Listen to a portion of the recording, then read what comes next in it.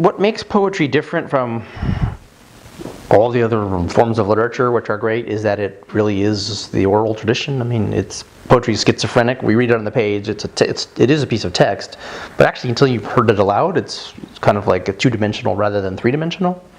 And so, therefore, the hearing of the poem is very, very vital. But yes, a person who's a great writer may or may not be also a good reader. It's a random distribution. Some of them are terrible. Some people who on the page are lively and funny, and this read in like a deadpan monotone, and it's awful. So you kind of hope for the best. Sometimes a person you go to a great poetry reading and you buy the book and you read the book, and it's like, oh, the poems aren't nearly as good on the page. They were so great alive. The ideal is that it's great both ways. But like Sylvia Plath is one of my very favorite poets, and to hear her read is terrifyingly horrible.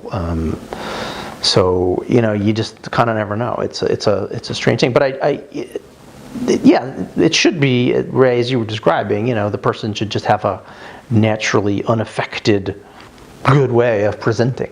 But again, why? There's no logic that being a good writer corresponds to being a good performative poem reader.